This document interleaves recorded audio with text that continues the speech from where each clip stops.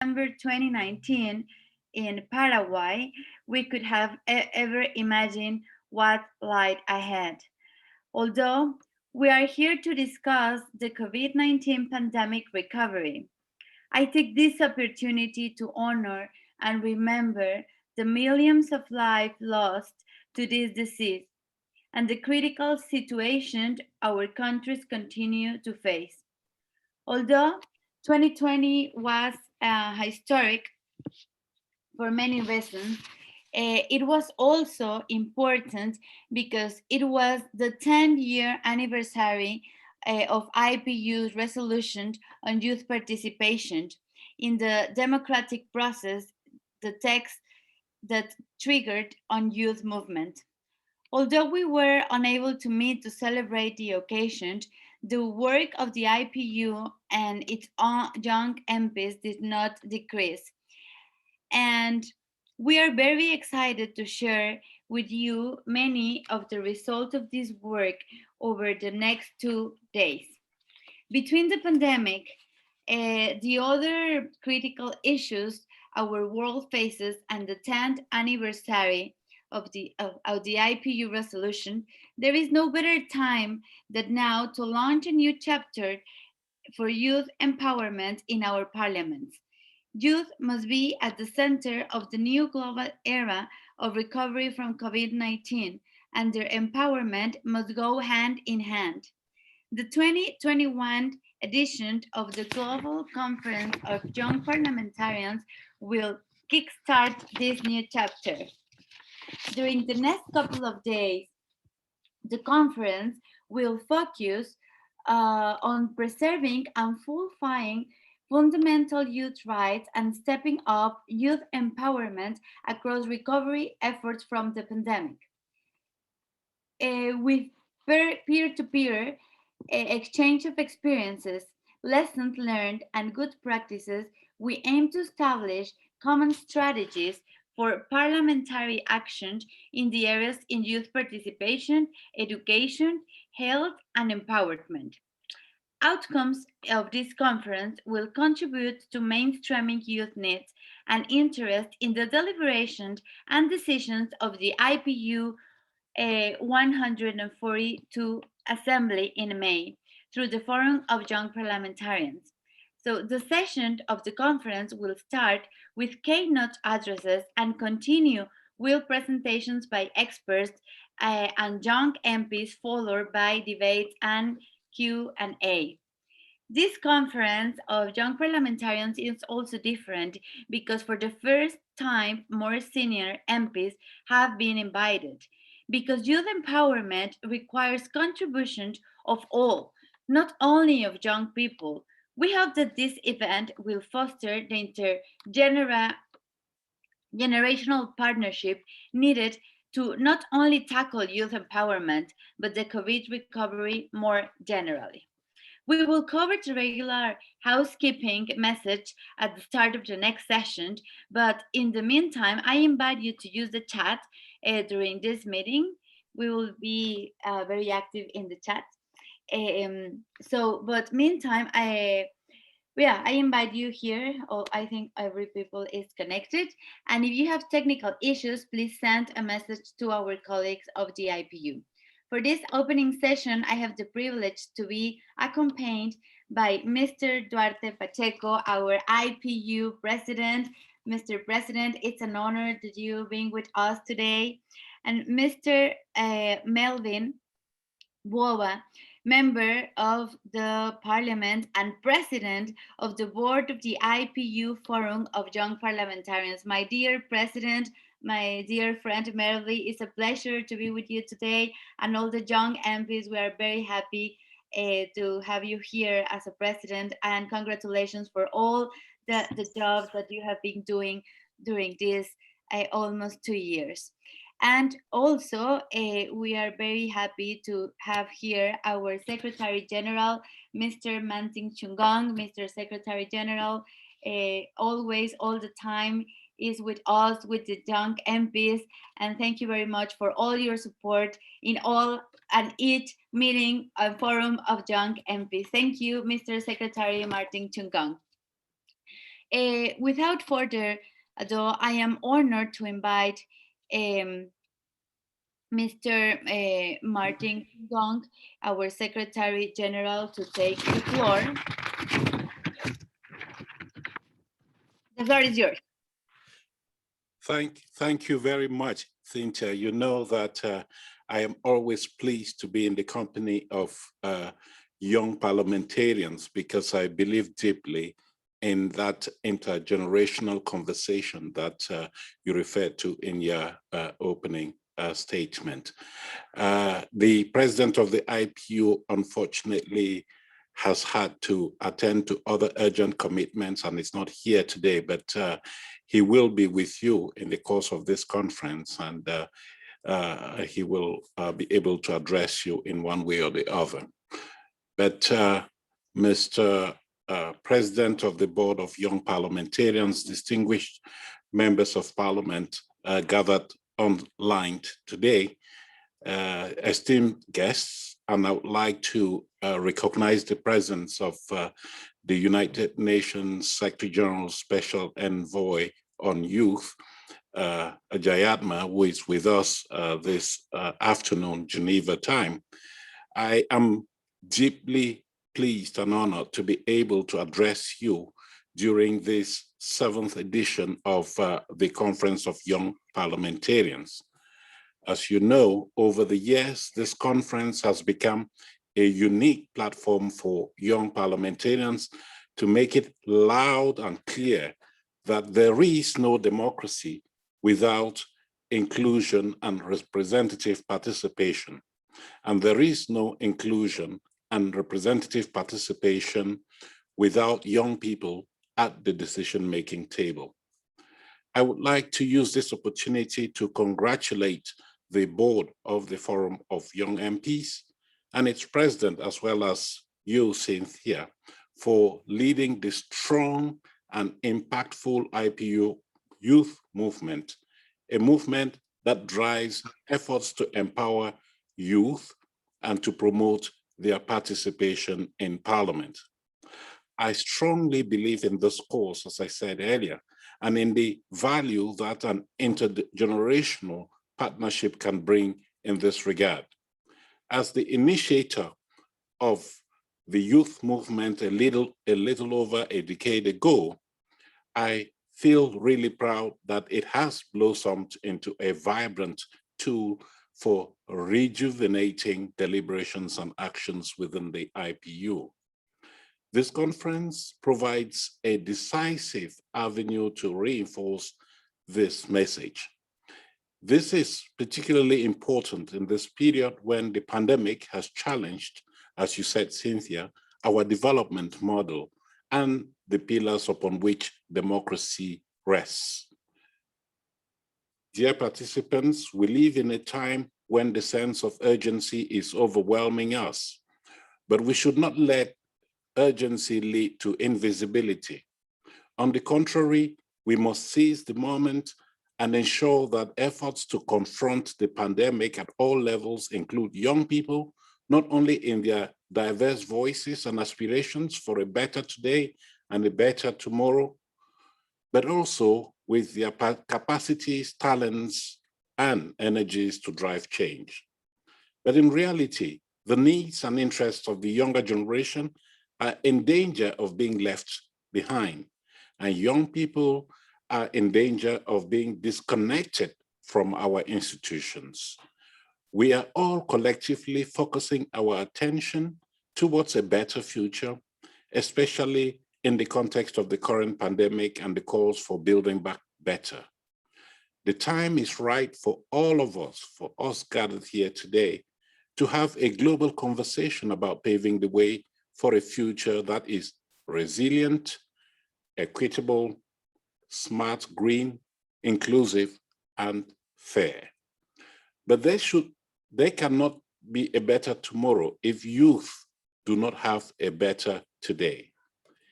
A key component of this conversation should be about placing the needs and interests of young people at the center of the efforts for a durable, resilient, and equitable recovery. This is the main objective of your conference, and we will Pursue this conversation also, as you said, Cynthia, at the upcoming 142nd IPU Assembly. Your deliberations today and tomorrow aim to shape a youth lens that will collectively be promoted and applied in the Assembly's deliberations and outcomes. To shape up this crucial youth lens in this conference, first, let's make the invisible become visible by taking stock of the impact that COVID-19 is having on young people. Second, let's learn from each other by uncovering good practices, virtuous measures, and conducive policies to address the needs of the youth and to protect and promote their interests. Third, let's build on experience sharing to provide the world with a plan to build a better tomorrow and a brighter, or rather a better today and a brighter tomorrow for young men and women everywhere. As parliamentarians, young and senior alike, you have a key role to play. You can and should place young people at the core of your efforts to channel the voices of the people, shape political agendas, make policies and laws, and allocate resources. We must invest in youth. One key area of investment to prioritize is youth participation in parliaments. Only 2.6% of the world's MPs are under 30. In 69% of countries, young people can be old enough to vote, but not old enough to be elected to parliament. Far too many young men and women are disengaged from formal political processes. Eliminating barriers and implementing targeted interventions are good investments. It is a matter of rights and a matter of efficient governance. An equally important area calling for urgent and continued investment in terms of money and attention is education. The closure of schools and universities affected more than 1.5 billion children and youth worldwide. What is most troubling is that the pandemic worsened social inequalities worldwide and left the most vulnerable youth behind, as most education systems were unprepared to shift to digital learning. Although adults and elders are significantly more vulnerable to the danger of COVID-19, I am very worried by the impact of the pandemic on the health and well-being of young people. From limited routine health services to social stress and risks of marginalization, loneliness and depression induced by lockdowns, the pandemic has isolated young people from their fundamental right to health. A hugely important priority area is economic empowerment and employment. Young people are bearing the brunt of the current economic shocks. Our investment should not fail to lead to robust policies and measures to promote the implementation or the employment of young people, create economic activities, support access to credit, loans, and insurance, and ensure better protection and safety nets for young men and women working in the informal sectors. I very much look forward to seeing this conference impact our common goal of ensuring a better today and building a better tomorrow for young men and women, and through them for the whole of society. Thank you very much for your attention, and I wish you lots of success in your deliberations.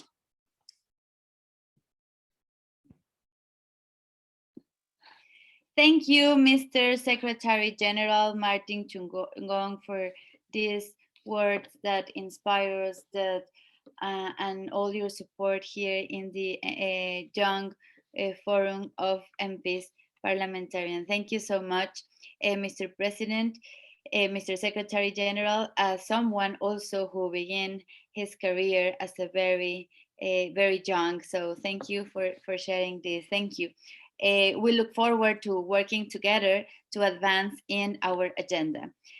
So now Mr. President of the Forum of Young Parliamentarians, I am now pleased to give you the floor for the opening addresses, our President, Melvin Buova. And before giving you the floor, I want to say hello to all the members of the Board of Young MPs that are here with us. Thank you of each of us, of each of you, of the members of the board for being with Melvin and me all the time supporting this work in Young MPs. So, Mr. President of the Forum of Young Parliamentarians, Mr. Melvin Bova, the floor is yours. Thank you. Thank you, Cynthia. Madam Moderator and colleague of the board, I would like to greet and give special greetings to Mr. Martin Sungong, the Secretary General of the IPU. Also the UN Envoy on Youth. Special greetings also to the members of the board here and today, colleagues and friends. It is really an honor to give the official start to the 7th IPU Global Conference of Young Parliamentarians. It is such a pleasure to see many fellow parliamentarians and representatives from around the world. I would have preferred certainly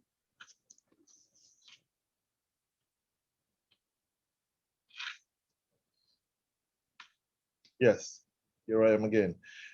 Let me start over again. It is such an honor to give the official start to the 7th IPU Global Conference of Young Parliamentarians. It is such a pleasure to see many fellow parliamentarians and representatives from around the world. I would have preferred certainly to welcome you in person rather than in a virtual format. However, the reality of COVID-19 pandemic is a fact and a challenge that we all face. Nonetheless, we are here to take our responsibility and make our best. I would like to thank the IPU President, the IPU Secretary General,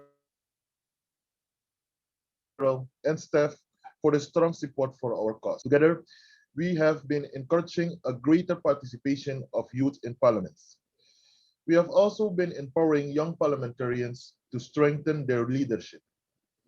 Our conference today is held in difficult times. The COVID-19 pandemic and its economic and social impact have affected all of us in almost all aspects of our lives. Young men and women in our society especially affected. This is mainly because of the education which is disrupted, employment and entrepreneurships that are hindered, civic and political engagement that are limited, and health, but also social priority that have shifted. But there's no coincidence that our focus in the conference is on perceiving and fulfilling the fundamental rights of youth and stepping out of youth empowerment across the recovery efforts from the pandemic. Our deliberations will feed into the upcoming 142nd IPU Assembly, which will be tackling the question of how to overcome the pandemic today and build a better tomorrow. In the course of the 2 days, we will explore the means to promote youth participation in shaping a youth responsive recovery. We will seek to generate youth-based guidance relevant for enhancing education systems, minimizing youth employment, and adjusting health services everywhere. We all know, dear friends, colleagues, members of parliaments, what we can be achieved if the perspective of young and senior politicians are brought together in the service of our cause. This is why our conference includes the first time an intergenerational aspect. I hope that this conversation will develop in a strong intergenerational partnership for youth empowerment. Dear colleagues, Young people are not just victims of associated health and economic crisis, from enduring lockdown measures to confronting social isolation to protecting and caring for others. They, let's say we, have been fulfilling their part of an effective response. If online education was available, they have adapted to make the most of a format still new to the educational processes. Young people continued to confront a shrinking job market with patience and determination and even struggled for democracy in many parts of the world. Nevertheless, the COVID-19 pandemic has constrained the capacity of youth to continue their roles in the society as agents of change. The pandemic has further exposed limitations and gaps challenging youth political engagement. In a changing world, democracy must evolve. One crucial way is to make our institution more youth responsive and to make parliaments and parliamentarians stronger and more inclusive. We need more young men and women to be at the decision-making table in our parliaments and governments. I strongly believe that a chapter for youth empowerment is needed now more than ever before, one that goes hand in hand with the recovery agenda from the pandemic. As parliamentarians, we are the best positioned to ensure that parliaments prevent intergenerational inequalities, promote youth participation, advance legislation and oversight, finance also for youth empowerment, and maintain a natural link with the youth. Only through measures like these, we will be better equipped to mitigate the impact of crisis on youth and contribute to effective and sustainable recovery for the pandemic. Empowering youth in politics is more than ever before the right thing to do. Not only, but also the smart thing to do to tackle the challenges we face. Our agenda must continue its focus on the priorities and targets that we as board of the Forum of Young MPs and the Forum of the IPU has set. Meanwhile, I am proud of what we have achieved so far. This year, 10th anniversary of empowering youth in Parliament marks the existence of a strong and dynamic statutory forum within the IPU and the board, of which I have the honor to lead from 2019, together with my fellow members of the board. Numerous conferences and resolutions reflecting on youth issues and a platform of young leaders from all over the world, as we see our conference of today.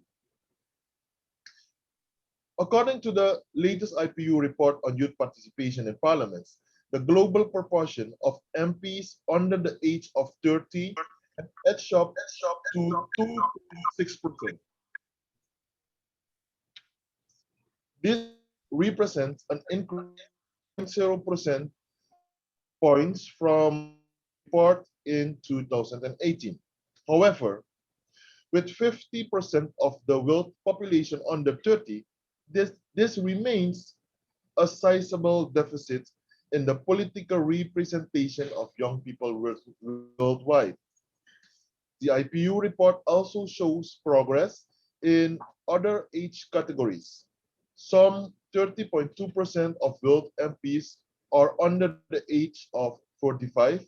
That is 2.1% points from the 28.1% in 2018.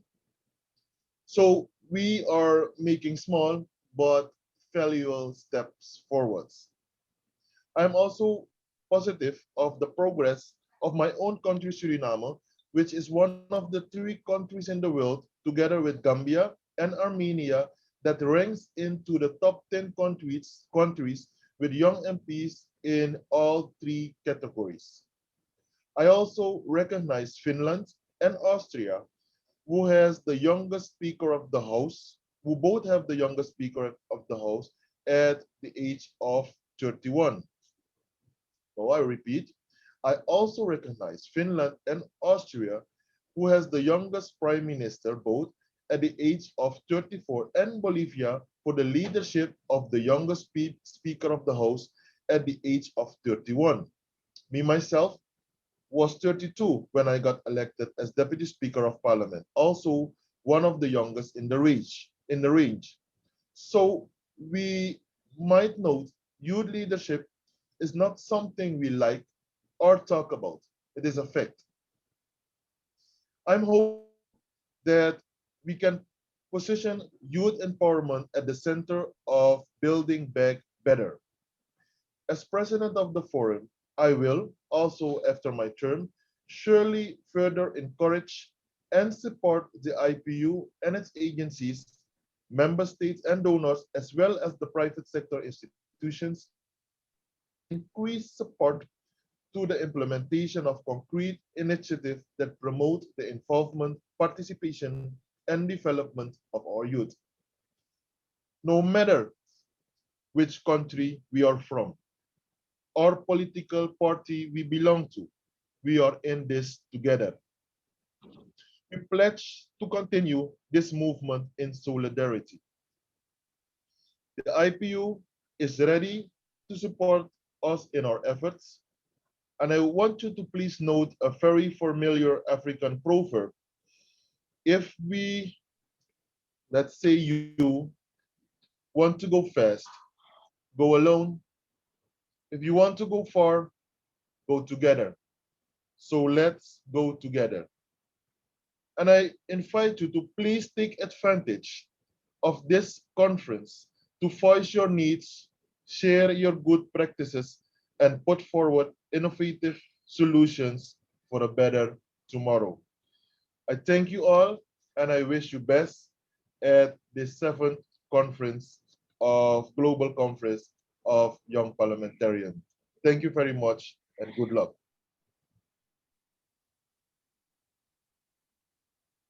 Thank you very much, Mr. President Melvin Boaba, for this outlining the clear actions that are needed to push our agenda forward. With that, we are coming to the end of the opening session, and I would like to thank the high-level speakers for their opening remarks, Mr. Martin Chungong, our Secretary General, and Mr. Melvin, our Young MPs President. So we'll next begin our first session on political participation. I wish you a most productive conference. Thank you very much. So, go ahead, Cynthia. No, thank you so much. Well, this is my opportunity to thank Cynthia for giving us such a great opening to this session today. My name is Ana Maria Saldarriaga. I am the deputy head of the Global Shapers Foundation, which is the organization that is curated by the World Economic Forum for youth development and youth engagement in the forum's agenda.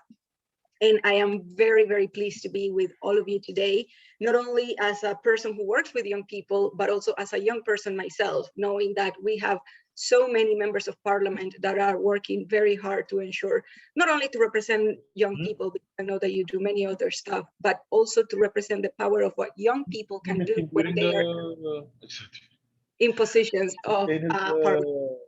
The discussions, mahina speech. I just want to check if you can hear me correctly. Perfect.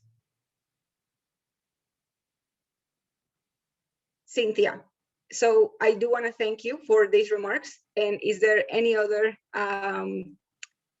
remark that you would like to conclude?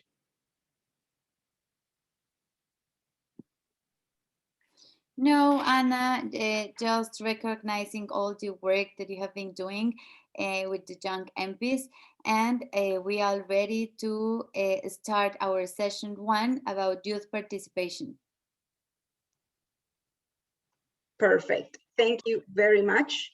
So before we start with this, I would like to give the floor to give me 1 second. I'm receiving a little bit of instructions in this moment.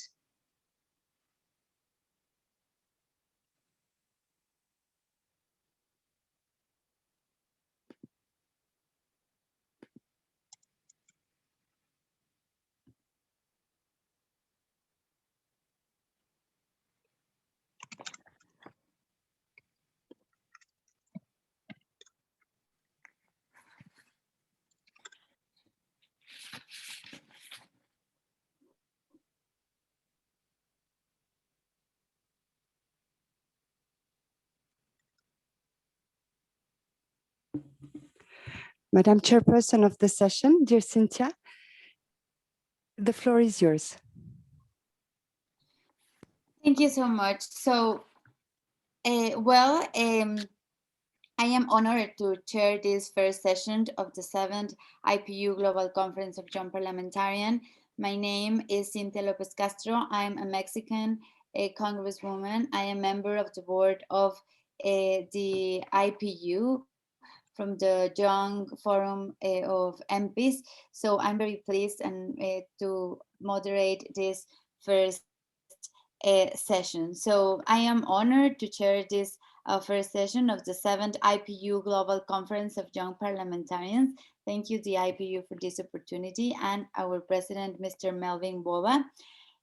So I would like to thank, first of all, our president of the IPU, Mr. Duarte, and our Secretary General, Martin Chungong, as also our president of the IPU Forum of Young Parliamentarians, Mr. Melvin, for the opening remarks. Already, I think these speeches have set the tone for this conference and highlighted the important role we have as young and more senior MPs in ensuring a youth responsible post-COVID-19 recovery. I am very pleased to see so many young MPs from around the world here today. Thank you for all your comments in the chat. It's very emotional to see all of you. Even we are virtual, but well, we have been in touch since Paraguay in 2019. So as well as representatives from the IPU, associate members, observers, international organizations, and of course, youth organizations. For this first time ever, we have also invited more senior MPs to our global conference to emphasize the need for intergenerational partnership. So thank you to all of you for joining us. At last count that we have almost almost all the young MPs from different countries. Thank you so much.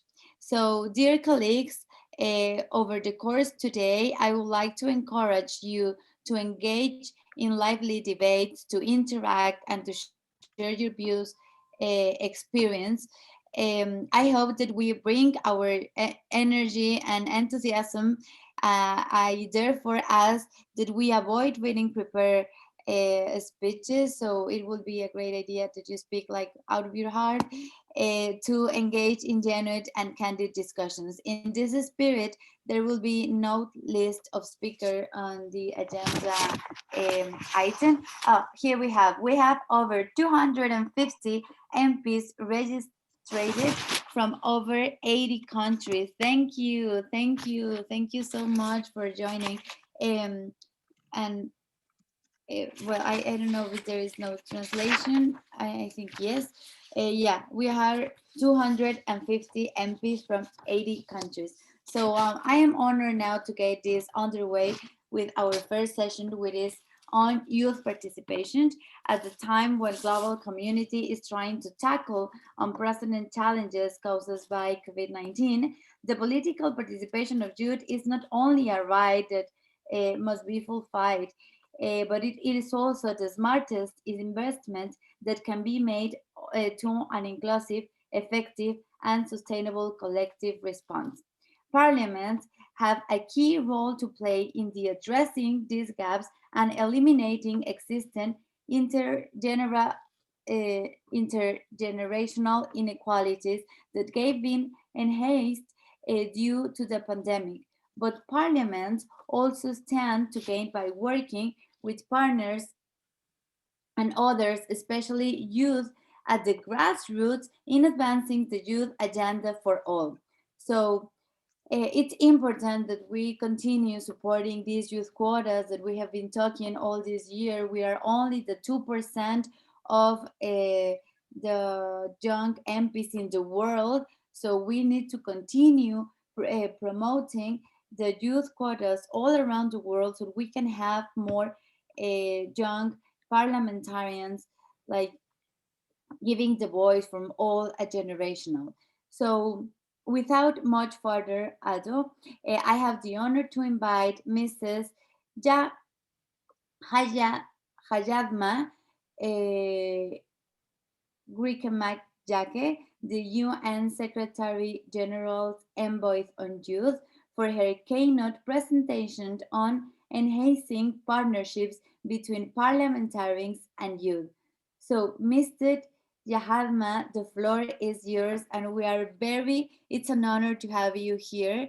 We are been working with you in a lot of forums all this year and the past in the pandemic. We have been and continue in touch. And thank you very much for all your work. Thank you very much for being so active also in social media in this pandemic. Like, we feel that you were in front of us all the time because you are very active all the time. You were working in this 2 years, very intense. So it's an honor to have you here, Mr. Hayadma.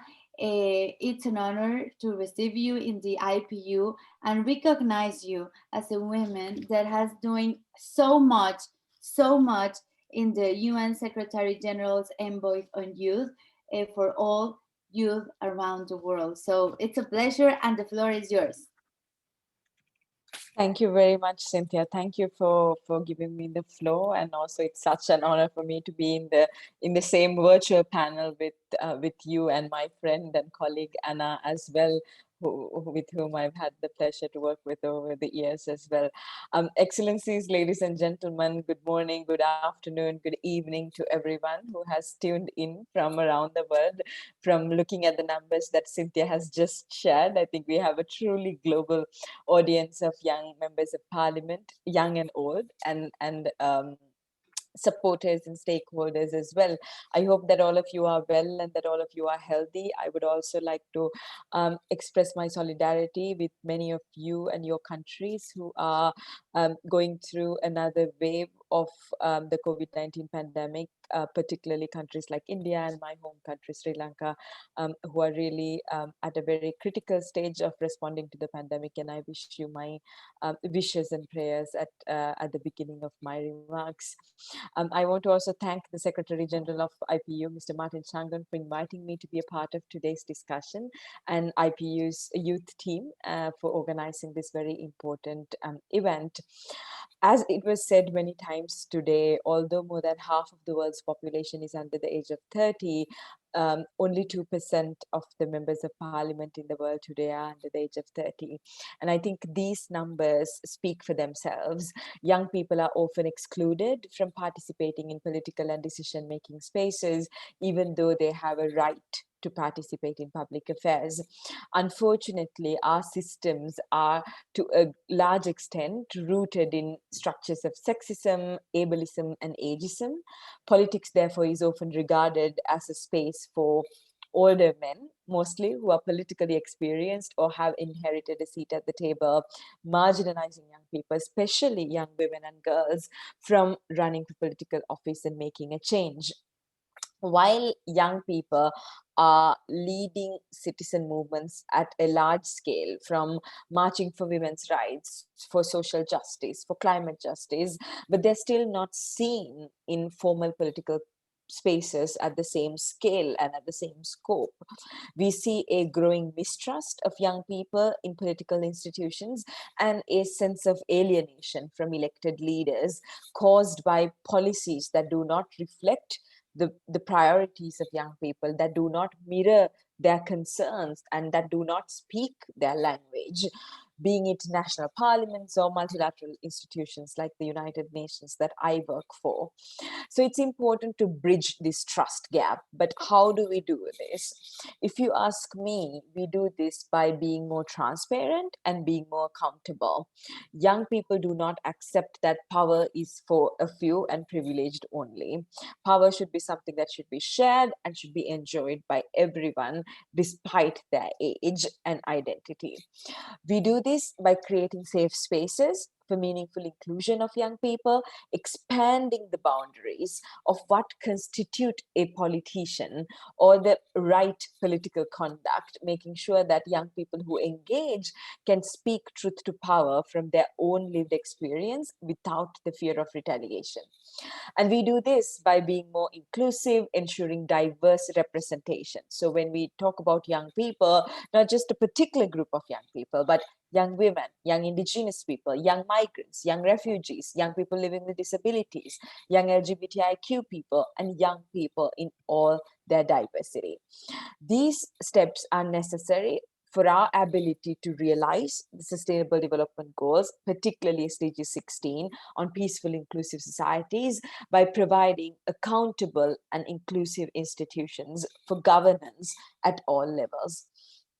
During the past decade, since the IPU's member parliaments adopted the 2010 resolution on youth participation in democratic processes, leading to the creation of this forum of young parliamentarians, many ideas have been proposed for furthering the role of young people in politics. Some are even inscribed in the resolution itself, like youth quotas, lowering the age of eligibility to run for office, that I fully support.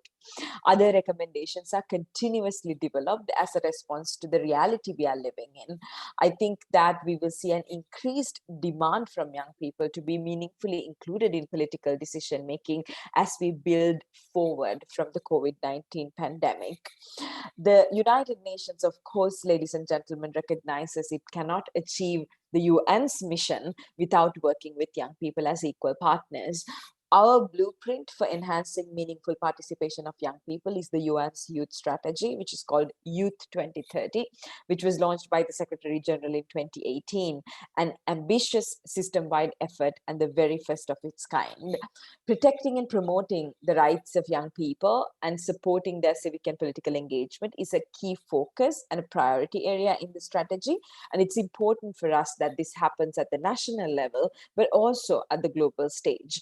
At the UN specifically, we want to hear and we need to hear and we have to hear the voices from young parliamentarians. For an example, every year during the ECOSOC Youth Forum, which is the biggest platform for convening ministers responsible for youth and young people, we have a tradition of inviting a speaker from the IPU Forum of Young Parliamentarians to provide perspectives on the progress of the SDGs from a young parliamentarian's perspective. So let me also use this opportunity to thank the president of the Young Parliamentarians Forum, Mr. Melvin Bua, for his powerful intervention this year, a couple of weeks ago at this forum representing IPU's young parliamentarians.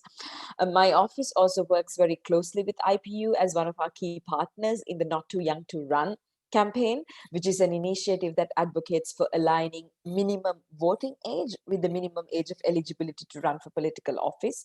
Many of you will be aware of this initiative as it stems from a grassroots movement in Nigeria called Yiaga Africa that initiated this campaign in Nigeria as a tool to organize their constituents, young people, to amplify their shared power and create constitutional change or legal change that they wanted to see.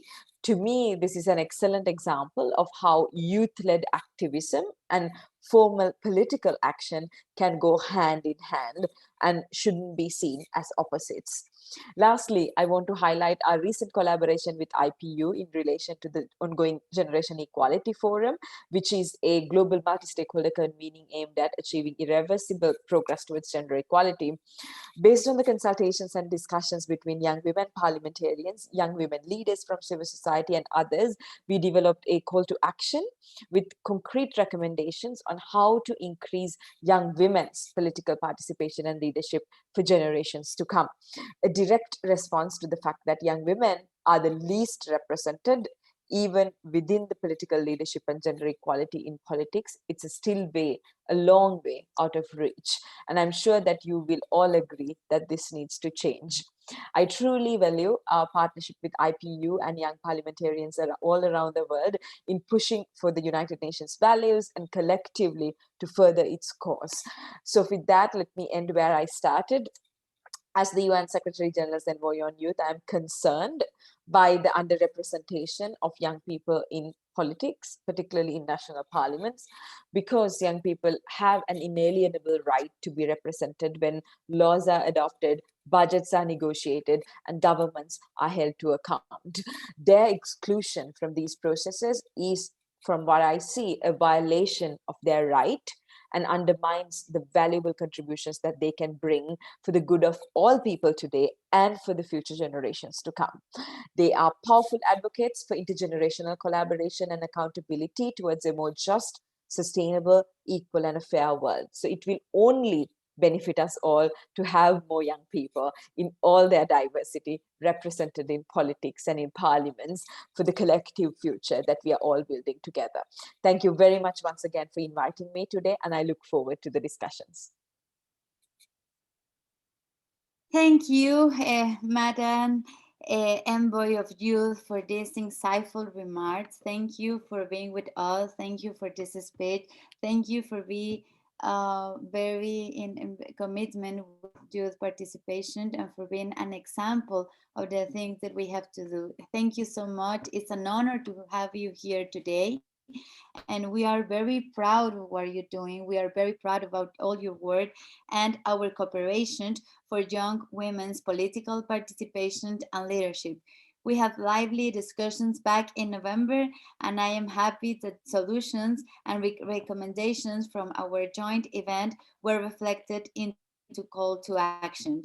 So I encourage my colleagues to sign up this call to action and use it as a powerful tool to promote youth participation.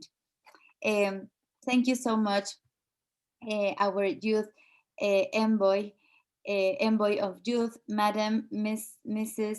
Jahadma. Thank you so much. I am now pleased to give the floor tour moderator for the next couple of days. Now is your turn, Mrs. Ana Saldariaga, to moderate this intergenerational dialogue on talking transformative action of youth participation in Parliament. So Ana, now the floor is yours. Thank you. Thank you very much for that lovely introduction. And it is once more my time to say how excited I am to be here with all of you today. And I'm really looking forward to the discussions that we're about to have today and tomorrow. So a very sincere welcome to all the MPs tuning in from all over the world. We are now going to start with our first panel discussion. But before I do want to make a quick reminder of the housekeeping rules before we get started. So first, as indicated in your screens, only members of parliament should request the floor. So members of parliament are encouraged to do so in the moderated discussions only. The remarks that you're going to share should be ideally spontaneous because we love to hear what are your thoughts and your reactions as the session is going. So we kindly encourage you not to read pre-prepared statements. We also will ask you to please limit your remarks to 2 minutes maximum. And of course, understanding that we have limitations in terms of time versus the amount of participants that we have today, and that we will not be able to give the floor to everyone. I do want you to know that we will try our best to give the floor according to regional diversity and the time we have available. And last, but definitely not least, the last housekeeping rule is that this event aims to be a safe space for all, in which we have an open and genuine dialogue. So this is an invitation to feel free to say whatever you have to say while upholding to the highest standards of respect and courtesy. So with these housekeeping rules clear, we are now going to embark into the first panel discussion on youth participation, where we are going to analyze the youth responsive recovery from the COVID-19 pandemic.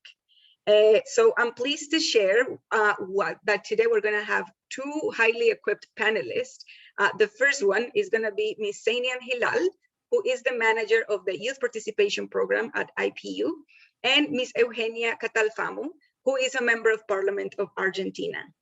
Xenia and Eugenia, we're so thankful to have you here with us, and really looking forward to hear what you have to say.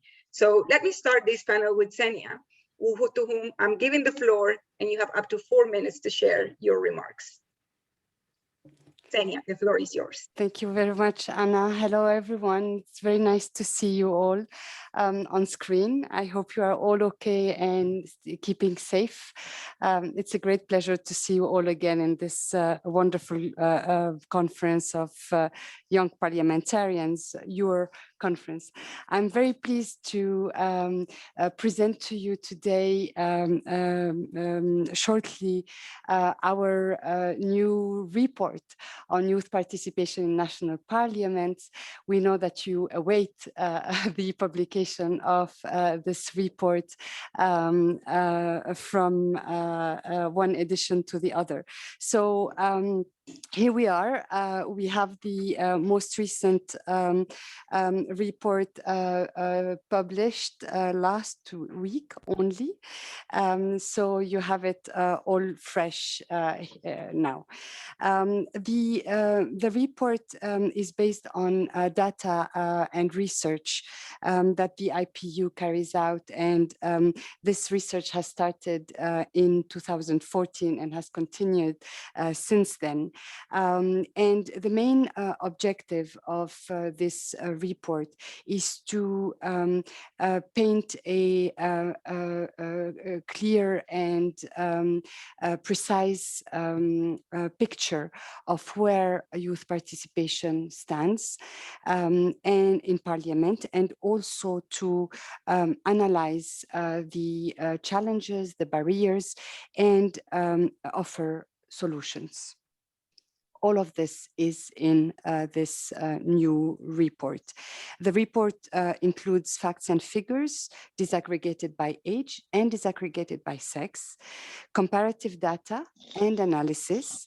It also includes new features for for the edition of this year in particular, including many youth voices. If you want to know, what your colleagues are going through, thinking in their political life, well, some insights are included in this report. It has also a special chapter on COVID-19 and youth in Parliament during this very particular time of the pandemic. It also has a big set of concrete recommendations.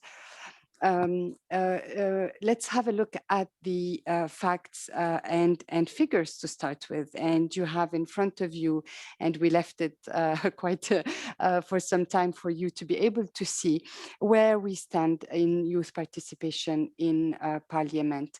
So you will see that young MPs under 30 make up only 2.6% of parliamentarians. Young MPs under 40 make up only 17.5%, and under 45, they are 30.2%. If we compare this, and you can look on the screen at the right side of the center of the screen, you will see that if we compare these proportions with the targets identified by the Forum of Young Parliamentarians of the IPU, which are to reach 15% of MPs under 30 and reach 35% of MPs under 40 and reach 45% of MPs under 45. Well, we are far, far away from achieving these objectives. Also, maybe another point I would like to make on these facts and figures is that the percentage of women in each category of, in each age category, sorry, of young MPs is way below the average of men parliamentarians. One last focus here is on eligibility, and we are very happy to have with us the UN SG's envoy on youth, because we're working together in an effort in a campaign called Not Too Young to Run, to address the gap that exists today between the age to be the age to vote and the age to be eligible. In 69% of countries, the people who can vote cannot run for office, and they have to wait for several years to be able to do so. I was very happy to hear the president of the board of young parliamentarians presenting some highlights on the top 10 countries with youth participation. And I thank him very much for having highlighted the different good practices. And we look forward to hearing more about, these good practices that are achieving or helping some parliaments achieve good results in terms of youth participation. Next, please. In the report, you will also find quite a substantive section on barriers facing youth beyond legal barriers, and mainly financial barriers, issues of trust, but also issues related to the life cycle challenges, such as education or family, and the career. And you will see also in the report quite a lot of testimonials explaining how these barriers are limiting the possibility for young people to engage in parliament. Now, the report also turns attention to solutions to eliminate the existing barriers, including lowering the age of eligibility and ensuring that there is youth responsiveness in policies and practices to enhance engagement, more equitable campaign financing for young people, the need to take very concrete steps and measures such as youth quotas, and a particular call here to address the double discrimination that young women are facing, including by adopting quotas, youth quotas that have a gender parity provision. And then, of course, empowering young parliamentarians is absolutely essential. And I know how much this is important to our president of the Forum of Young Parliamentarians, with opportunities for them to have leadership positions in parliament. The more they have access to leadership, the more they can act as role models for other youth in the society. And of course, empowering young people who aspire to a political career is also essential. Anna, thank you very much for the time you have given me to present the report. I hope it was interesting, and I hope that it made you all feeling like you absolutely have to read it, and we will be happy to make it available. It is already available on the IPU website, so please check it out and let us know what you think about it. Thank you very much. Thank you very much, Zainab, because I think that the findings of this unique research are a cornerstone pillar for many youth organizations, such as the one I work, but also for all the members of parliament that are here with us. You have the links in the chat, so please take a look at them. Really take a closer look during the session and after the session, and promote it among other MPs everywhere. So now I'm pleased to invite our next panelist, a young senator from Argentina, Eugenia Catalfamo. Dear Senator, please share with us your experience on what do you think is the strongest and most efficient way to increase youth participation in Parliament, but also what is the role of legislation to achieve this? Thank you for being with us, and you have 4 minutes. The floor is yours. Bueno, muchas gracias, Ana. Muy buenos días a todos y a todas. La verdad es que para mí es un honor y verdaderamente un orgullo poder estar participando de este foro de jóvenes parlamentarios del mundo. Es la primera vez que puedo participar de un encuentro de estas características, así que imagínense lo importante que es para una mujer joven, parte del Congreso de la Nación Argentina, poder estar en un espacio como este.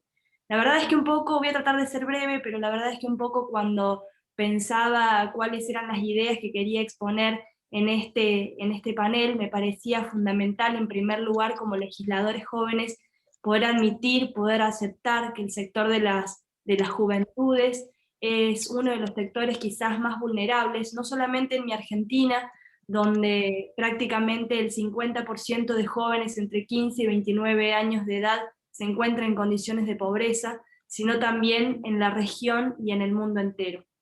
Y estas vulnerabilidades que atraviesan las juventudes a lo largo y a lo ancho de nuestro planeta claramente se han visto incrementadas o acrecentadas con esta pandemia de COVID-19 en la que estamos inmersos desde hace ya más de un año y medio. Ya el acceso al primer empleo, la terminalidad educativa, la posibilidad de tener una vivienda, de formar una familia, de tener un trabajo estable donde se cumplan los derechos laborales y demás, era todo un desafío para las juventudes previo a la llegada de la pandemia.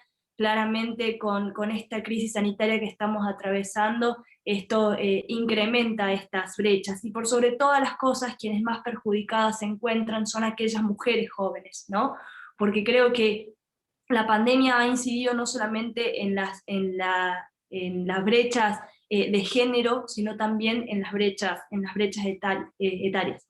Y creo que es nuestra responsabilidad como parlamentarios y parlamentarias jóvenes poder seguir creando espacios desde donde las juventudes puedan expresarse libremente, poder tener en cuenta sus demandas. Básicamente esa es nuestra tarea como legisladores, tener en cuenta sus demandas, pensar iniciativas de ley en torno a mejorar la calidad de vida. Miren, yo tengo 33 años, soy la legisladora, la senadora nacional más joven de mi país, ingresé a los 30 años, en el año 2017, y esta es la edad mínima según nuestra Constitución Nacional para ser senadora nacional.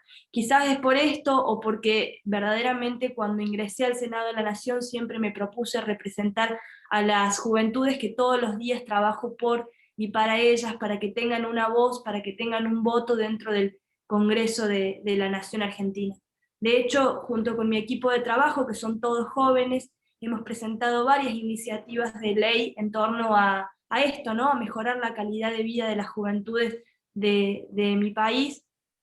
Y les voy a contar una iniciativa en particular que viene a saldar una deuda pendiente que la política argentina tiene con las juventudes en mi país, y que se trata de la Ley Nacional, Federal e Integral de Juventudes. Aunque ustedes no lo crean, todavía mi país no cuenta con una ley de estas características. Este proyecto que nosotros proponemos viene a establecer los derechos que tienen las juventudes en Argentina, viene de alguna forma a obligar al Estado argentino a cumplimentar con esos derechos, pero al mismo tiempo les otorga a las juventudes mayor preponderancia dentro de la estructura nacional, creando una Secretaría Nacional de Juventudes y haciendo que el Consejo Federal de Juventudes, que ya existe en Argentina, pueda ser efectivamente federal, se pueda reunir por provincia, se pueda reunir por regiones, y de esta forma conocer las distintas realidades que tienen los y las jóvenes a lo largo y a lo ancho de toda la extensión de mi país.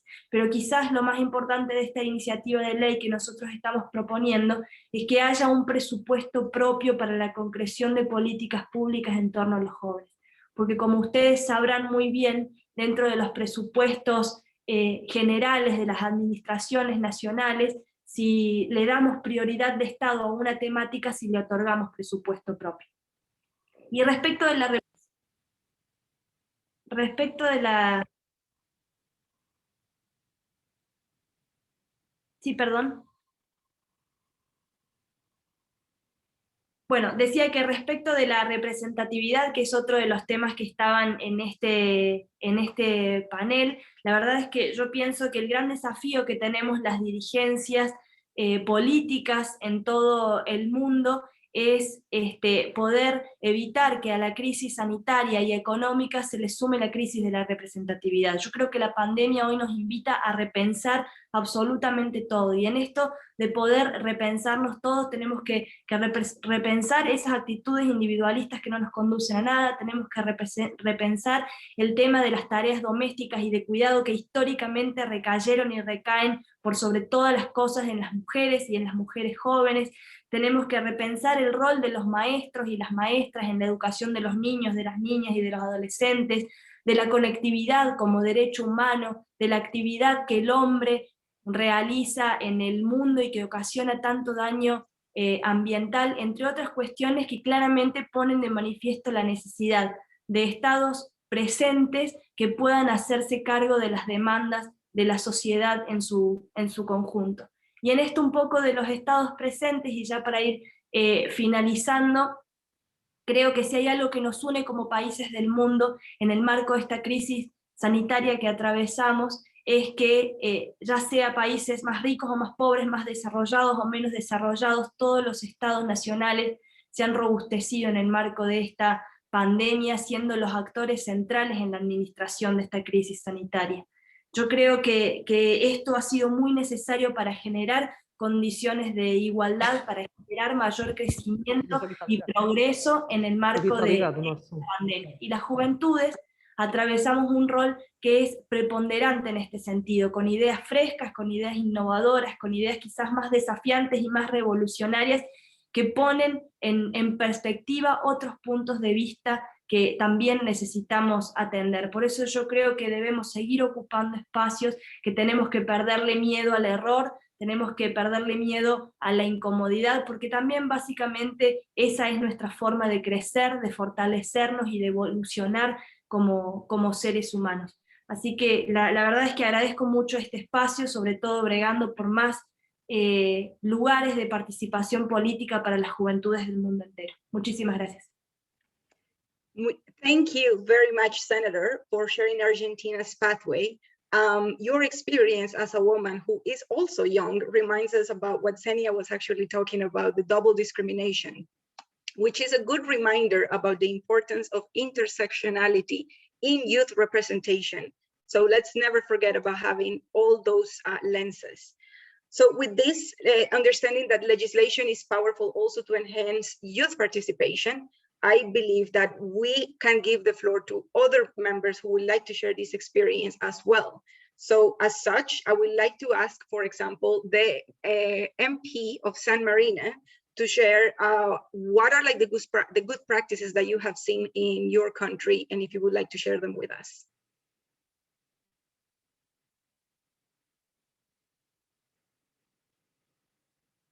Do you have the Member of Parliament of San Marino with us?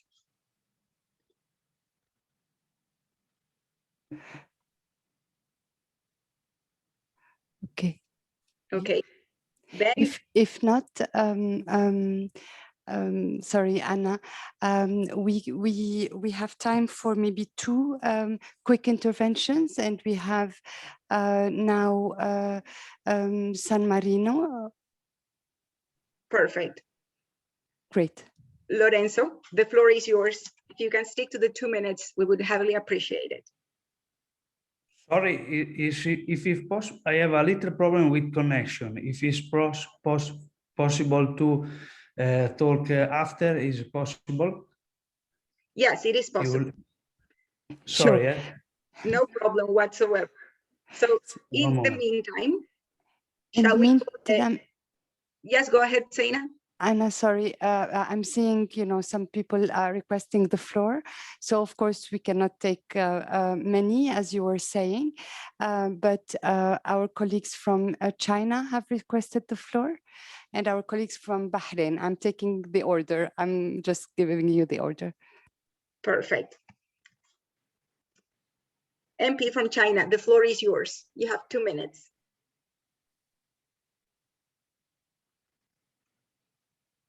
You are muted. All right, thank you, Cynthia, Jayatma, Anna, and the panelists. I'm a poverty reduction worker and a member of the National People's Congress of China. In China, if you are elected to the People's Congress, you get to keep your original job while exercising legislative duties. Such mechanism made it possible for farmers, factory workers, teachers, miners, postmen, small business owners, frontline healthcare workers, and pedicurists to hold seats in the National People's Congress. Many of them are aged under 40. The bills they propose usually target pressing issues facing not only their constituents, but also people of similar economic status and professions. My friend, Mr. Zhou Bing, also a member of the National People's Congress, is a 25-year-old construction worker specializing in masonry. At the age of 16, as a village boy, he learned masonry skills on the construction sites in the city where his parents worked as migrant workers. Now, most of his bills focus on protecting migrant workers' rights. Last September, in a panel discussion with the President of China, he suggested reforming vocational school curriculums to modernize the skill sets of migrant workers and further advancing migrant workers' rights in healthcare and social security. This March, his proposal was adopted into China's 14th five-year plan. So in my opinion, to increase youth participation in parliaments, political parties around the world should nominate more candidates straight from the grassroots. And also in 2019, China's Youth Federation launched a model legislature program through which high school and university students submit bills to China's legislative bodies via real MPs. During the pandemic, such mechanism protected youth participation and delivered thousands of motions addressing young people's concerns. In short, parliaments should involve more common people and hear what the young have to say. Thank you very much. Thank you very much for sharing that experience. We are deeply honored also to see that there's a lot of interest in sharing a lot of ideas. As a reminder, and as we said in the beginning, time is against us, but the good thing about being virtual is that we can learn from one another using the chat function. So while you're listening to the speakers taking the floor and sharing their experience, I strongly encourage you to share your thoughts and your ideas in the chat, and we will be saving this chat and then share it with everyone so we can read all the voices that are in the room. So go ahead and use the chat. In the meantime, I'm going to open the floor, and from China, we're going to go to Bahrain. Do we have the MP from Bahrain?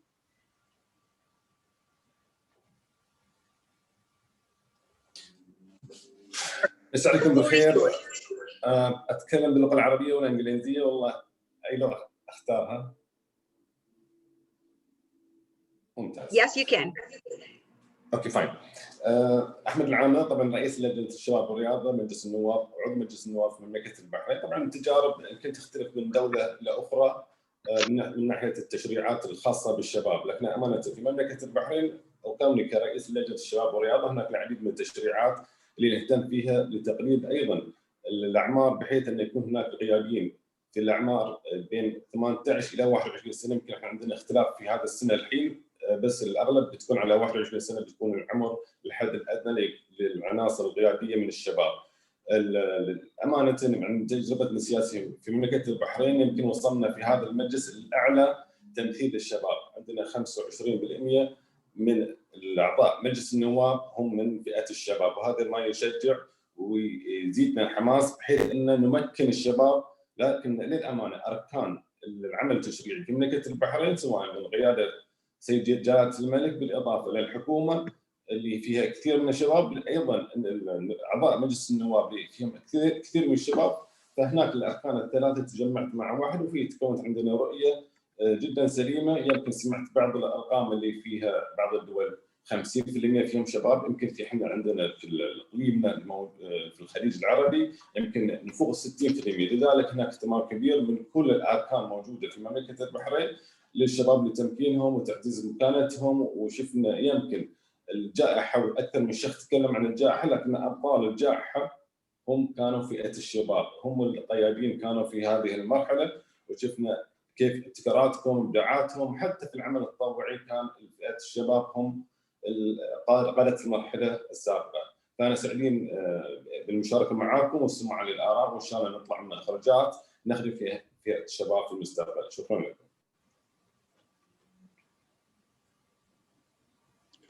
Thank you very much for sticking to time and for also letting us know what you're doing in Bahrain. Now we're moving to Indonesia. Do we have the MP from Indonesia?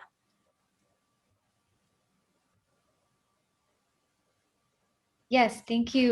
Thank you very much. Good evening, my time. It may be morning or afternoon for some of you. My name is Diaroro Esti, and I'm a member of Commission 7 at the Indonesian Parliament, which oversees the energy and also the research and technology sectors. And I'm also a member of the Inter-Parliamentary cooperation. So with that being said, I'd like to share just a little bit of some statistics about Indonesia. Firstly, according to data from the Indonesian Central Statistics Agency, the Indonesian youth takes up around 25% of our entire population of 260 million people. And within the Indonesian Parliament, the youth, particularly those below the age of 40, takes up around 10%. So that accounts to roughly 57 people. And yes, we are still a minority, and I can't stress enough, the importance of youth participation in any decision-making process, particularly in policymaking. And I feel that we have more of a sensitivity towards issues that will be quite detrimental to our generation, our future. And I'm talking about things like climate change, how we can collectively move towards a more sustainable future. And I feel like it's so necessary for the youth to voice out issues such as this one, and also gender equality. And there are so many other issues that I feel we could raise our voices towards. And lastly, I'd like to point out how we play a very significant role also in making sure that we encourage other youth to participate in politics. I think a lot of the youth are quite scared to kind of delve into the world of politics. But the good news here in Indonesia is that we are very much utilizing our gadgets, our social media, in really just communicating what our job entails, what it's like to be a parliamentarian, and really just using it to share, to our constituents, to our followers about what kind of issues we are voicing out and what kind of issues that we are currently discussing in Parliament. And more people are becoming more politically aware. They're more politically engaged with the hopes that we can increase the numbers. As mentioned earlier, IPU has a target of 15% for those under 30 and a target of 17.5% for those under 40. And I hope that everybody here, we can also encourage other youth members to take part in politics, and hopefully we can see the numbers rise in future. Thank you. Thank you very, very much. And now I do want to point out that we have an intervention in the chat coming from Germany. So that is a great example of how we can use the chat to share our experiences. And now that we heard from Germany, we're going to go to Zimbabwe. And with that, we are going to close with the last 2 minutes. Do we have the MP from Zimbabwe with us?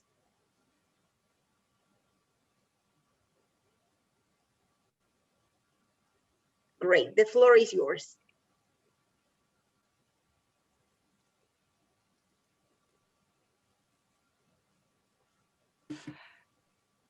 Sorry, Anna, we don't see anymore the MP from Zimbabwe requesting the floor.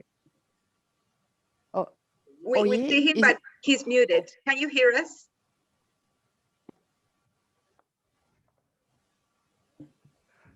Okay, I think he lost the connection. We lost the connection. Oh, here we are. Zimbabwe, you have the floor for 2 minutes.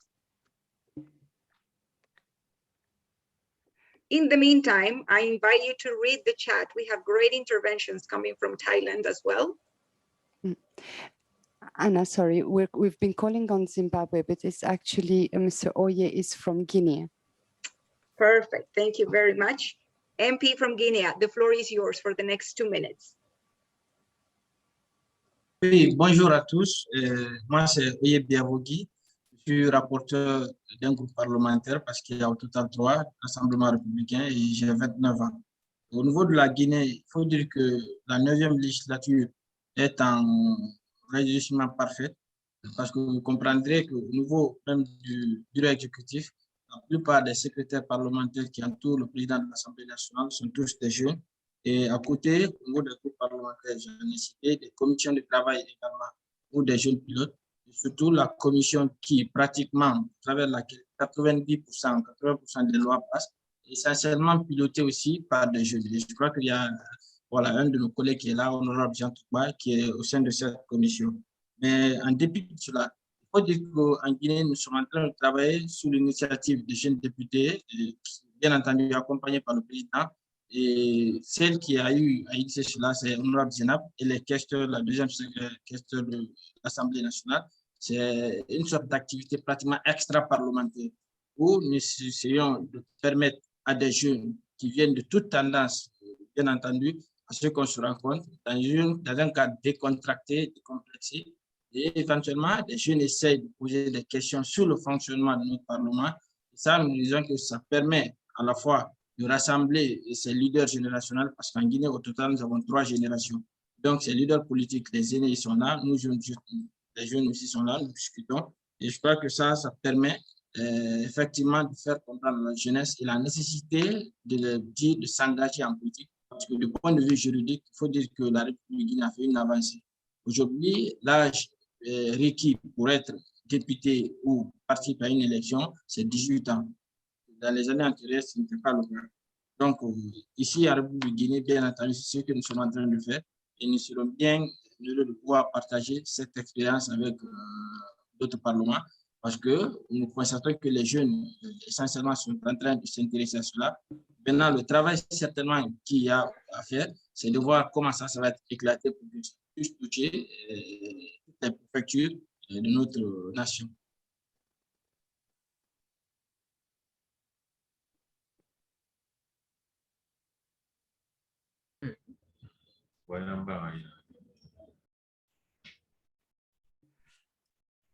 Anna, sorry, just 1 second. I think we cannot hear you. Can you hear me now? Yes. Perfect. I was saying that thank you so much for that intervention. And it's great to hear examples coming from all over the world. And I do want to take stock that we have more contributions in the chat. So I encourage everyone to share the other examples and experiences that are shared in there. With that, I do thank everyone who contributed, and I'm going to officially move on into the next section for today, which is an exciting journey to uncover a fantastic campaign for youth participation. As we have seen for the past 10 years, the IPU has laid the foundation for greater youth participation, and it has cemented the recommendations that will be most effective in bringing about change. So now it is time to take the next step and transform these words into action. So before anything else, I like to launch a poll.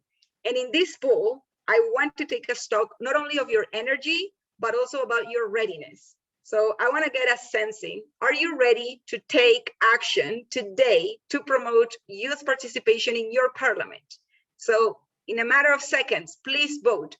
Are you ready at this particular moment, yes or no? Go ahead and submit your results.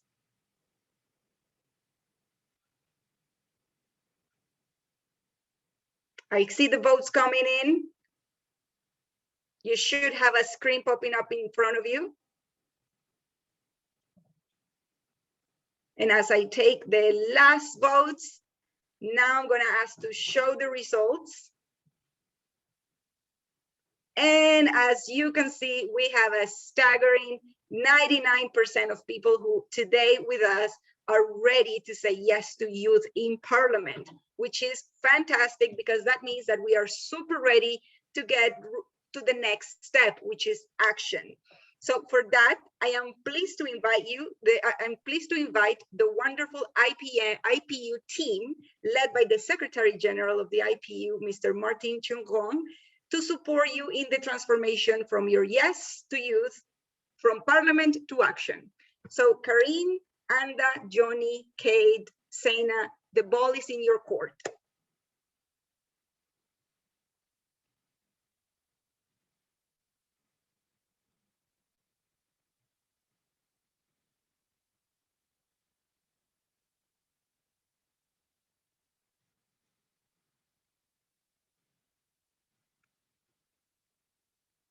And we are getting ready to welcome the IPU team.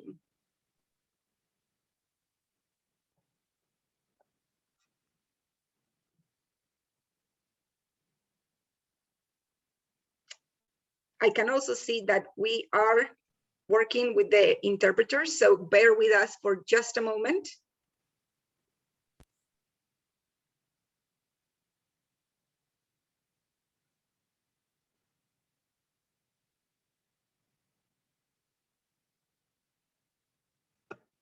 Hello. Hello, Anna. Can you hear me?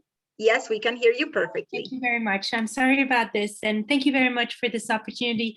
Hello to everyone. It's a great pleasure to be here, and I must say it is great to see such a strong and clear commitment from all participants today to take action for more youth in Parliament. I must say that this bodes very well for the campaign I Say Yes to Youth in Parliament, which we at the IPU Secretariat have the pleasure of presenting to you today. So a few words about this campaign. Why is it so important for us to take action today? Why is this campaign so needed today?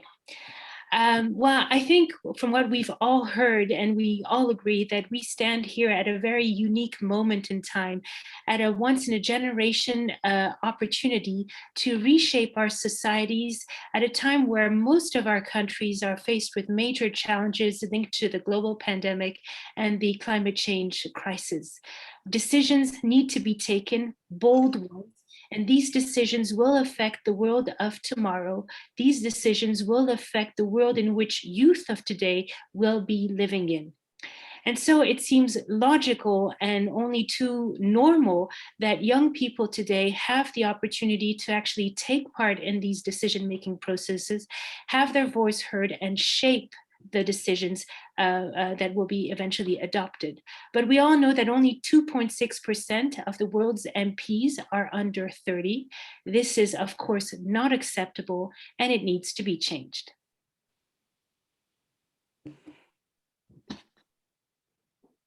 Thank you, Karine. Over to you, Anda.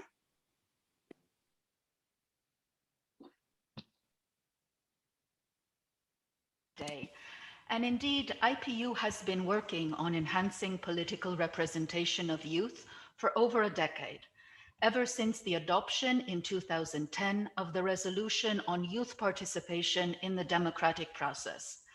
And I actually remember the enthusiasm with which the IPU member parliaments welcomed this landmark resolution back then, as well as the very vibrant general debate we had a few years later in 2016 during the IPU Assembly in Lusaka, which focused on the overall theme of rejuvenating democracy, giving voice to youth.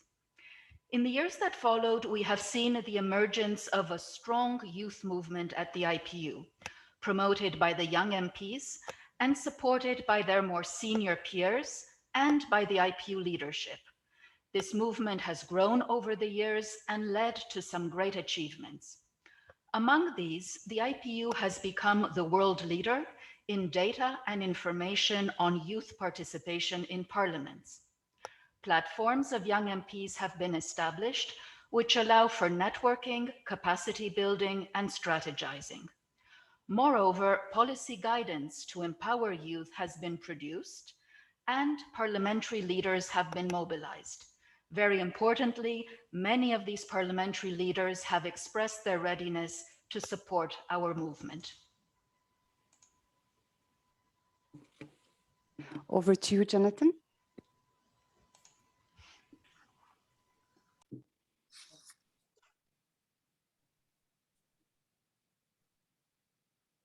Thank you very much. One of the important steps that the IPU Forum of Young MPs undertook in 2018 was setting up international targets for youth representation in Parliament based on proportions of young people in the global population. By 2035, they call for 15% of MPs under the age of 30, 35% under 40, and 45% under 45.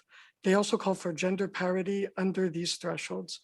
These are the targets that were the forum's objectives on where they want to see youth representation go in parliaments. Next slide, please. We have laid the foundations with these targets for a robust youth empowerment program at the IPU and set up the infrastructure. We have data and research. We've developed guidelines and recommendations. We have built the platforms of exchange and community with the young MPs, with you, and we offer technical support that is needed. This campaign is about filling that last gap, which is mobilizing political will. For those who are ready and serious to jump on board, this is where you can start, by signing up to this campaign. Thank you. Kate, over to you. Yes, good afternoon, good morning, good evening, everyone. One of the most important things to stress about this campaign is we put so much breath into. Sorry, I think we have a problem with the sound, Kate. Sorry to interrupt you. Can you go back again? Thank you. Can you hear me now? No? Unfortunately, we can hear that you're speaking, but it is we cannot understand it. It seems to be the microphone. I'm not sure what to... Okay, Kate, can you try again? Hello? Not working. It's okay. We have your back, Kate. let me jump in. Let me jump in for you. We have your back. Just Kate was going to tell us how much this campaign was steered by the board of the Forum of Young Parliamentarians. It's a youth movement. It is a youth effort. It is a youth-led campaign that we are presenting to you. It calls on change makers to say yes to youth participation in parliaments and to pledge to taking transformative action. The campaign is intergenerational. It's not only youth for youth, it is calling MPs of all ages and change makers everywhere to say yes and to pledge. Next, please.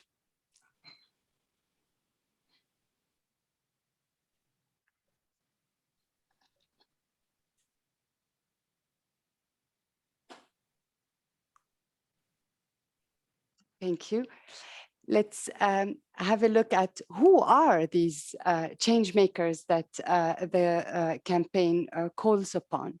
The change makers are our IPU leaders, first and foremost, and IPU young parliamentarians who are all leading this process and this campaign. But also speakers of parliaments will be essential change makers to join the campaign. Chairpersons of parliamentary committees will also be key change makers. Leaders of youth and women's caucuses in all parliaments will be invited to join the campaign to say yes and to pledge to take transformative action.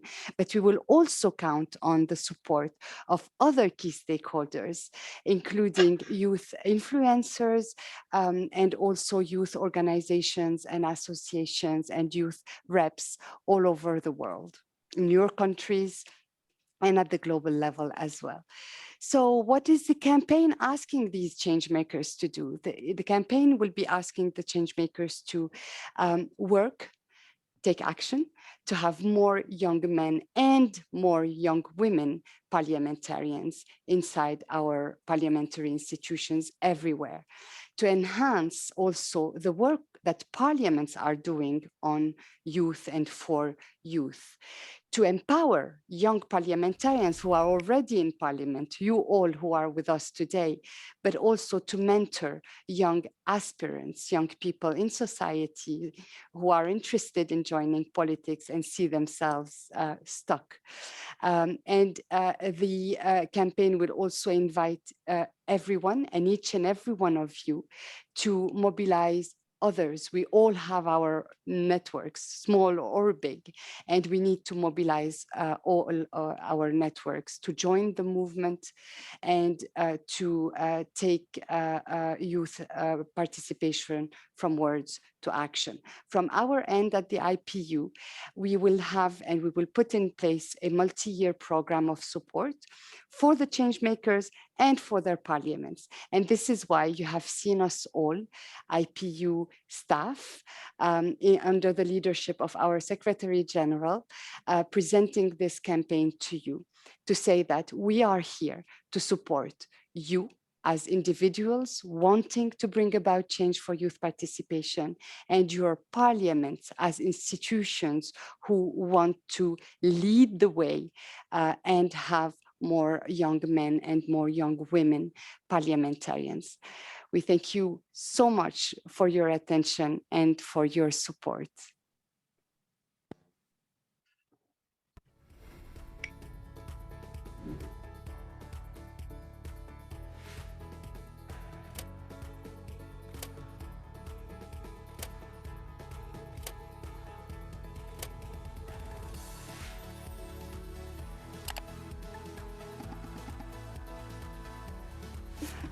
Anna, over to you. Perfect.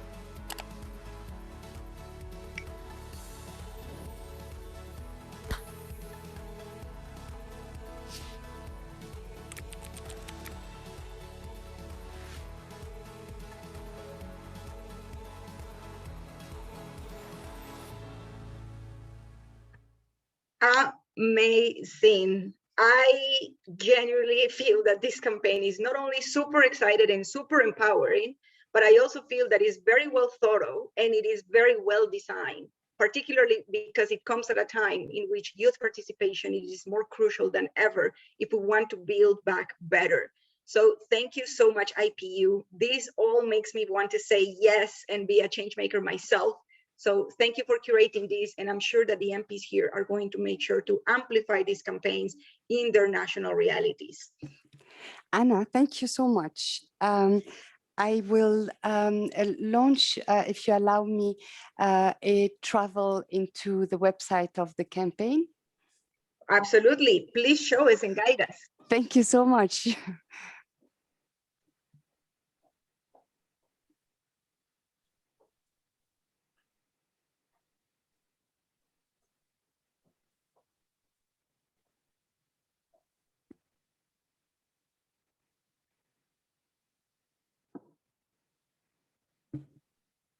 And as usual, I'm going to encourage everyone to use the chat to put the highlights of what you have learned so far. If you found a staggering statistic that is in your head, if you have a quote that stayed with you, please use the chat and let us know what you're all thinking.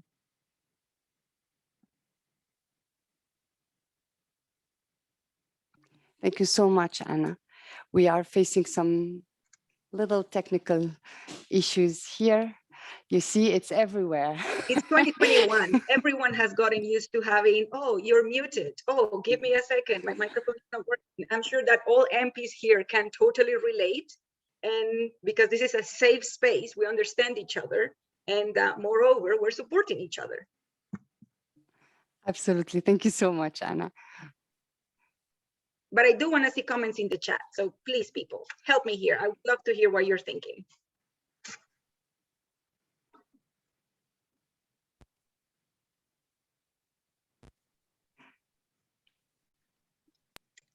I hope you can see the screen. We were able to for a second, but not anymore. Okay. We'll be back in a second.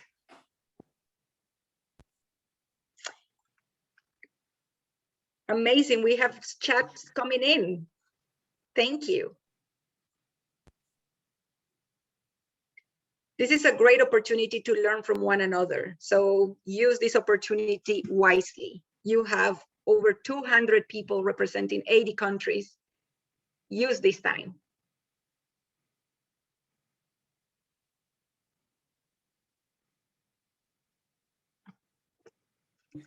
I'm sorry, I can't see. Okay, great.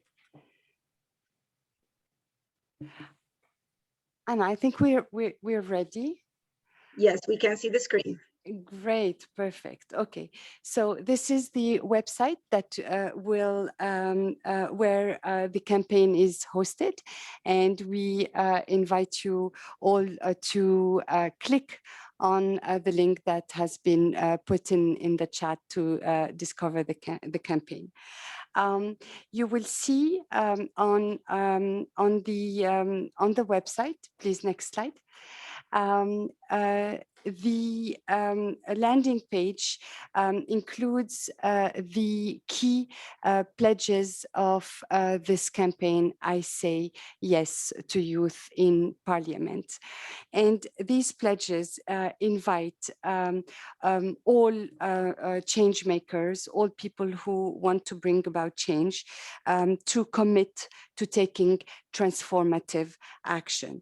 This transformative action, as you can see, is in several areas.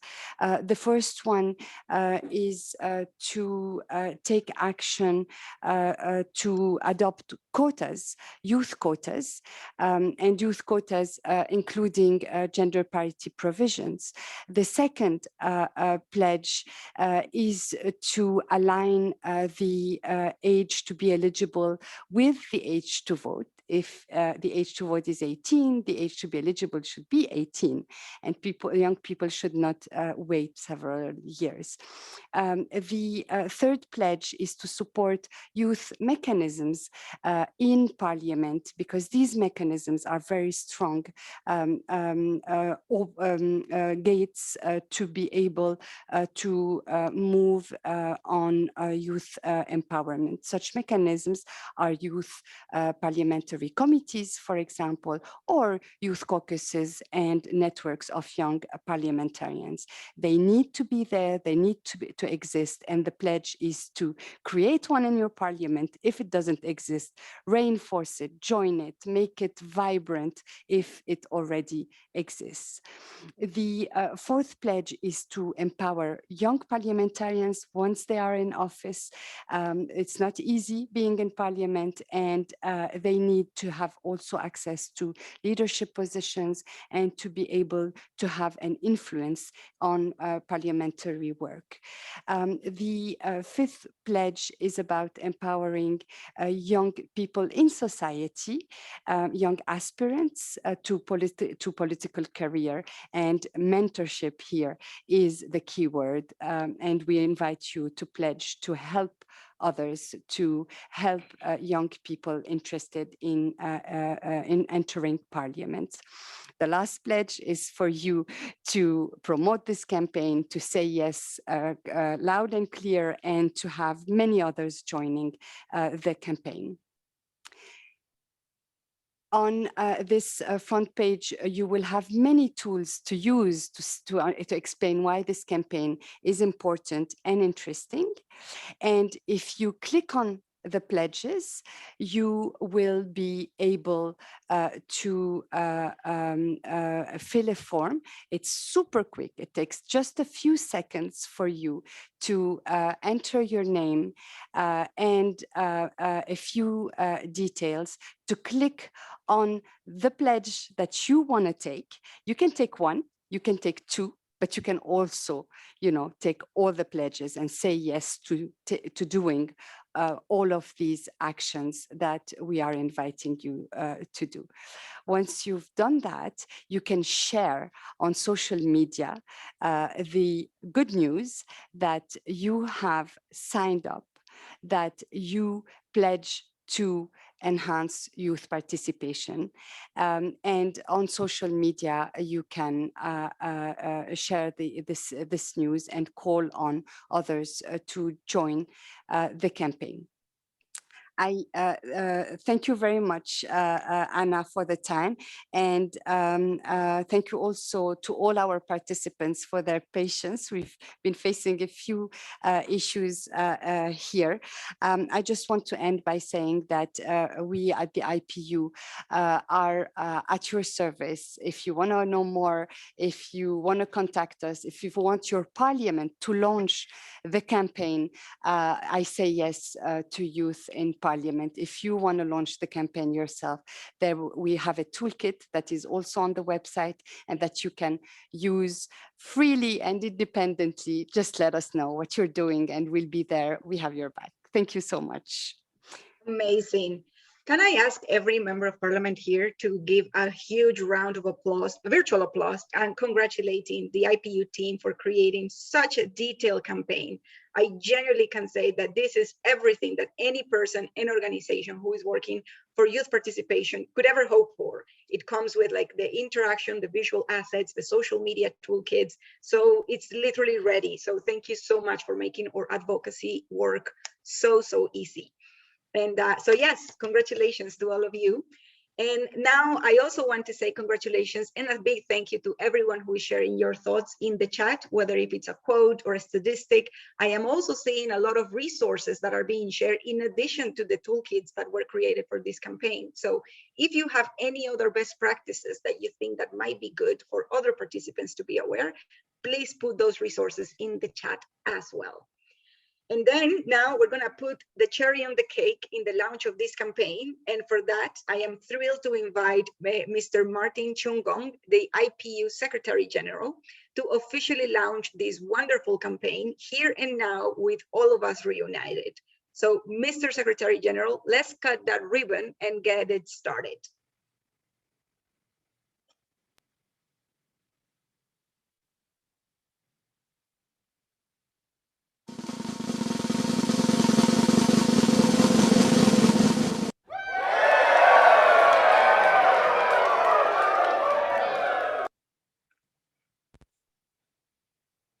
Amazing. Just now, wonderful. Just great. Go ahead, sorry. Yeah, thank you so much. I am so thrilled to be able to officially launch this campaign. I am doubly thrilled because I have seen the overwhelming support that participants in this conference have expressed for the campaign. Since we started this youth movement, as I say, over a decade ago, and continuously, including today, emphasis has been laid on the need for urgent action, the need for working together to build political commitment in order to scale up youth participation. And I think that what we are witnessing today is a great step forward to move from just words to action. And so we're very heartened by the response that we have had. We have said also, and I've heard many speakers say that this is not just a matter for young people to handle, young parliamentarians to handle, that you need also the more senior parliamentarians to be at the table. And so we want to see that together, young MPs and the senior MPs can work together to build the political commitment that is required, but also to promote that intergenerational dialogue and partnership that we are advocating for. It is important that this be seen as a joint, committed endeavor. So I'm very pleased that the response has been overwhelming. What we are doing today is just an inaugural step forward. We, as Zaina has said, stand ready to support this campaign, which should be worthy of its name. It is not a one-off thing. It's not a, I would say, public relations ploy, and we're going to go away and say we have done what we needed to do. It is a long haul endeavor. And I know that young people have their future ahead of them. They're resilient, they're strong, dynamic, and they are ready to carry this campaign forward. So we are there to support you in the months and years ahead. And we will be reaching out to you.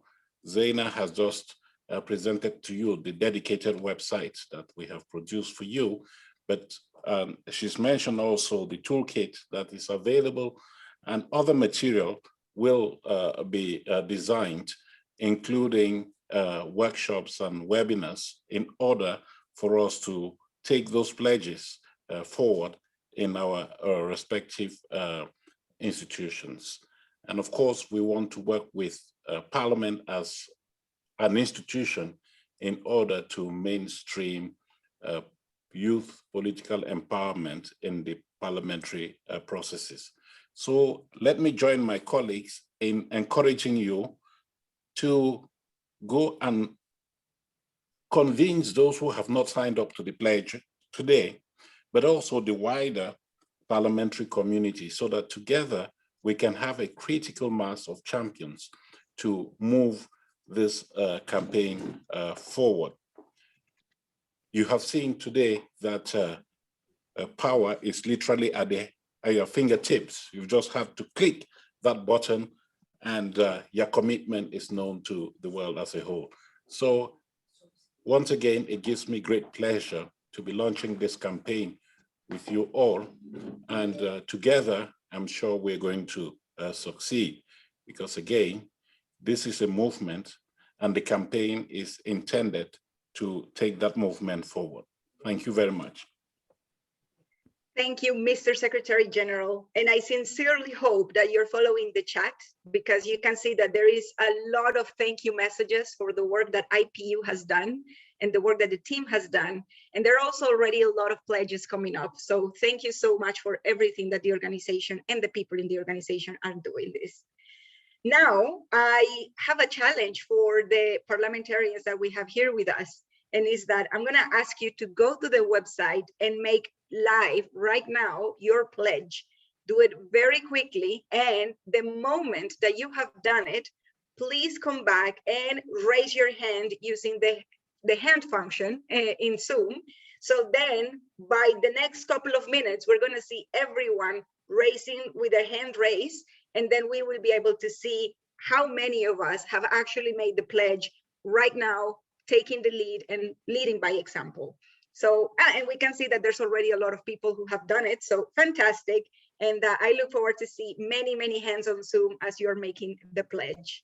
So with that, I would also love to hear from Melvin, as the leader of this campaign, what is your pledge?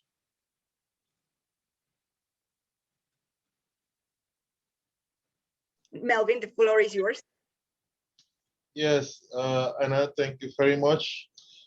I vote and I pledge for more young MPs, for youth leadership, and also for the empowerment of young people in office. So I'm happy for this campaign, and I do hope that it will encourage us to take it forward. I thank Mr. SG and Saina, Jonathan, and the whole staff of the IPU for the preparation and the work that we have done before. And now it's time to work, and now it's time to move more than ever before. So say yes to youth empowerment and youth participation.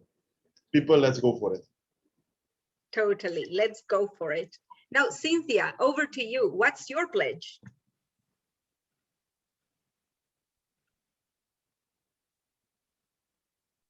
Thank you so much.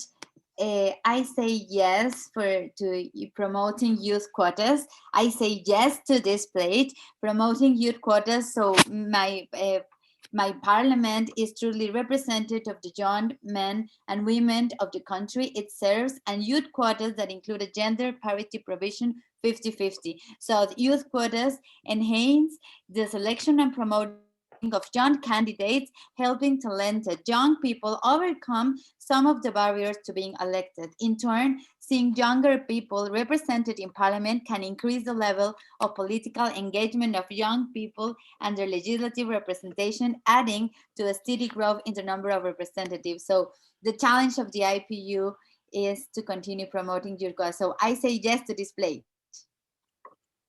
Amazing. I'm so impressed. Just to check, do we have Ulrich to share the pledge with us? Yes, thank you very much. I hope you all hear me. It's wonderful to see you again. I would have loved to have you all in my arms today somewhere around the world and having love with you.